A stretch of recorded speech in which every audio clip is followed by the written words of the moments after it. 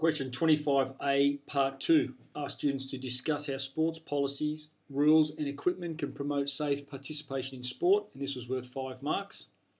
So we're looking here at discuss sports policies, rules and equipment can promote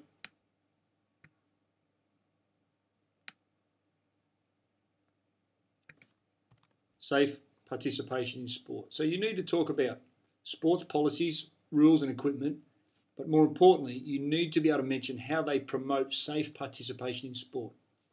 Discuss meaning, identify the issues and provide points for and against. So what are the issues? Looking at some of the elements of this question, of the policies and the rules and equipment in relation to safe participation in sport. That's what the questions ask you to do, safe participation in sport. We have a look at our syllabus here. We'll notice sports policy and the environment, rules of sport. So rules of sport, modified rules for children, matching of opponents, use of protective equipment, safe grounds, equipment and facilities. These are the areas that you could cover and go through and provide the points for and against the safe participation in sport, which is what the question's asking you to do. And for a 5-mark question, I wasn't expecting all of these to be covered. If you've covered at least 3, relating back to safe participation, then you'd be looking at some decent marks. We'll have a look at our sample answer here. So it starts off by saying sports policies have been implemented to combat injury and increase safe participation in sport. So we pretty much reworded the question in the opening line, but it's got the marker saying to himself, we know what this student is on task. They're on track here. Rules. So straight away, some rules is an area, such as the heat rule in tennis, create a safer playing environment by stopping matches once temperatures exceed 40 degrees, hence preventing body overheating, and thermoregulation. Thermoregulation is the body's temperature mechanism, but I don't know really how it works in there. I need to probably explain a little bit better. Another rule which is implemented in rugby union was the crouch, touch, pause, engage rule. This rule would slow down the game's intensity and create a safe scrum approach. It would severely decrease neck and shoulder injuries in the event of a scrum collapse when this rule prevented. So what he's done is he's gone through and he's spoken about rules. He's been able to say what they were and how they relate to safe participation in sport. The environment has also come in. Rules are also used to limit chance of unneeded injuries. They govern the sport to make it a safe environment. For younger age groups, modified rules, second area, are implemented to ensure children have fun and participate rather than end up disappointed. An example would be a junior version of rugby called Waller Rugby. So there's our example, supporting what we're saying, where size of field is decreased and amount of players is decreased, hence creating a safe environment for children. There's our part from the syllabus.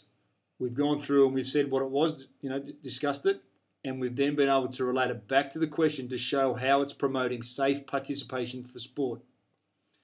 Equipment, which is another area, for both development of skill and safety of individuals are used in sport, which promote people to participate in sport. Helmets or shin pads, here's some examples, / mouth guards are used to protect the athlete from injury and hence increase their will to play. So we're tying back into the question again. Very good. Other equipment such as harnesses or braces in gymnastics, which help improve and develop personal skills, are keys so that athletes feel satisfaction as their skills develop. Through sports policies, rules and equipment, safe participation in sport are promoted. So for each of the 3 areas that have been given here, the student's been able to go back and talk about the element of the question which was saying, discuss how sports policies, rules and equipment, and he did these 3, which was easy, how they actually promote safe participation in sport. That's why it's a good answer, which is why it's a 5 out of 5, with some examples to go with it. Nicely set out with some highlighting, maybe a little bit too much highlighting of a number of words there, just the key things we need to highlight. Some areas of improvement for this question was, as I said before, that you need to cover at least 3 of the 5 areas for this. But the big aspect for me when marking this question was that you needed to relate it back to safe participation. And if we go to our syllabus, we look here, you go across, so we've got our learn about. We learn about these 5 things here, or sports policies, and we learn to critically analyse sports policies, rules and equipment to determine the degree to which they promote safe participation. That's what we need to be able to do. And some boys did this very well, but relating it back to our syllabus has been a real concern. poorly set out by some people, really poorly in the way they've structured their answers, which is disappointing because I know we've done a fair bit of work on that. So we need to be a little bit better in how we're underlining and setting things out. Don't highlight everything, just the parts over here of our dot point that we're looking at, but relating it back to safe participation in sport.